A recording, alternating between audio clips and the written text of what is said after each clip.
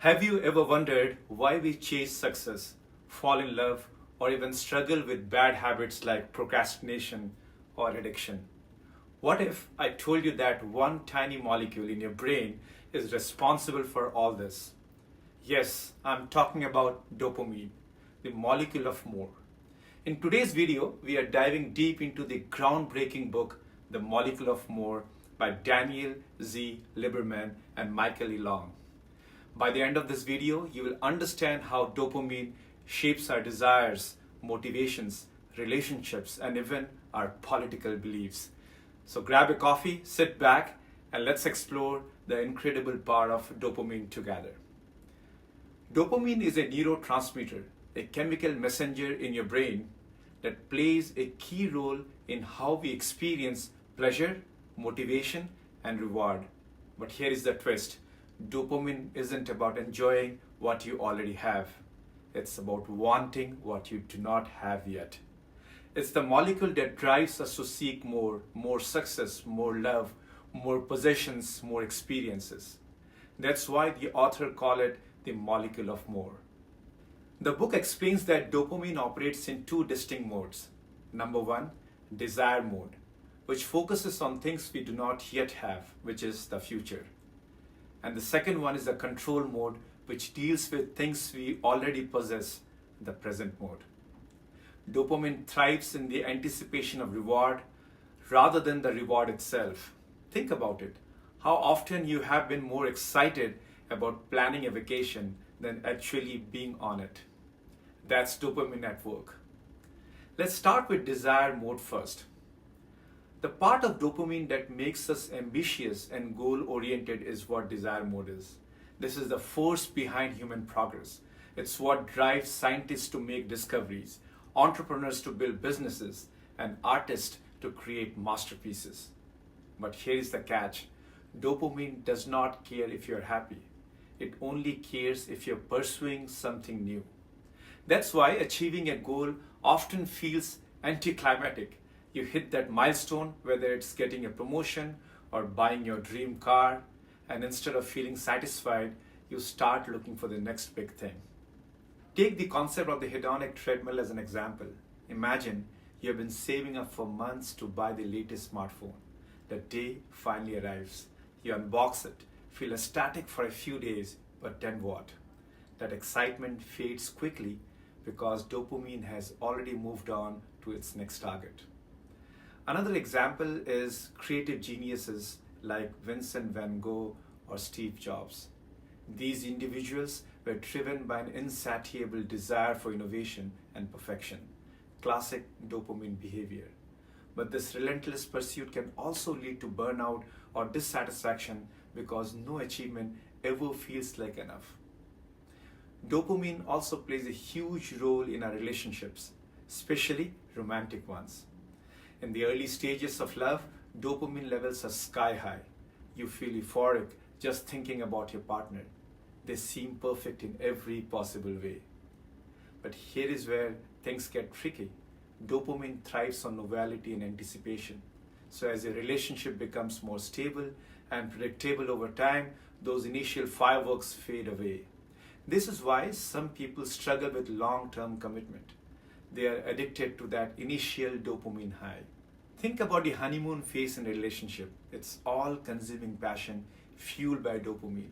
But once the novelty wears off, other brain chemicals like oxytocin, which is the bonding hormone, takes over to create deeper emotional connections. The book also explains how dopamine can lead to infidelity. When someone seeks excitement outside a relationship, it's often because they are chasing that same dopamine-driven thrill they felt at the beginning of any relationship. Dopamine isn't always our friend. It can also lead us down dangerous paths like addiction. Whether it is drugs, gambling, social media, or even food cravings, addictive behaviors are rooted in our brain's reward system. The author explains that addiction isn't just about enjoying something. It's about craving it. Dopamine creates a loop where you keep chasing the high even when it starts causing harm. Take social media as an example. Every time you get a like or a comment on your post, your brain releases a small burst of dopamine. Over time, this can create an addictive cycle where you keep checking your phone for validation. For substance abuse, it's not just the drug itself, but the anticipation of using it that triggers massive dopamine spikes.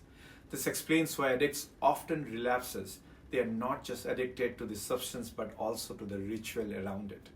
Dopamine isn't all bad. It's also responsible for some of the humanity's greatest achievements.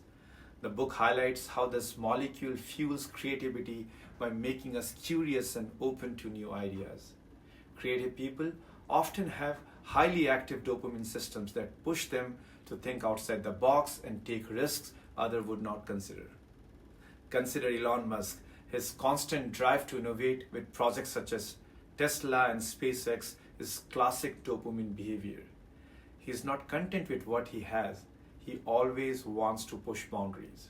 One surprising insight from the Molecule of More book is how dopamine influences our political beliefs. The author argues that liberals tend to have higher level of desire more dopamine activity because they are focused on change and progress, things they do not yet have. Conservatives, on the other hand, are more focused on control mode, preserving tradition and valuing stability.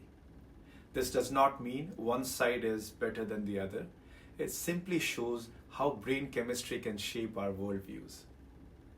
So now that we have understood how powerful dopamine is, how do we manage it? The key lies in balancing desire mode with control mode, learning to appreciate what you already have while still pursuing meaningful goals. 4 things you can do to balance your dopamine rush. Number 1, practice gratitude.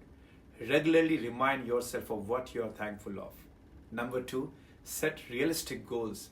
Break big goals into smaller steps so you can celebrate progress along the way. Number 3, limit instant gratification. Reduce activities like mindless scrolling or binge watching that overstimulate your dopamine system. And number 4, focus on relationships. Build deeper connections with loved ones instead of constantly seeking new thrills. In conclusion, the Molecule of More book reveals how one tiny chemical shapes almost every aspect of our lives, from our ambitions and relationships to our creativity and even our political beliefs. By understanding how dopamine works, we can take control of our desires instead of letting them control us. If you enjoyed this deep dive into the Molecule of More, do not forget to like this video and subscribe for more fascinating book summaries like this. And please do let me know in your comments what you think about this video and what drives your desire for more. Thank you once again for listening.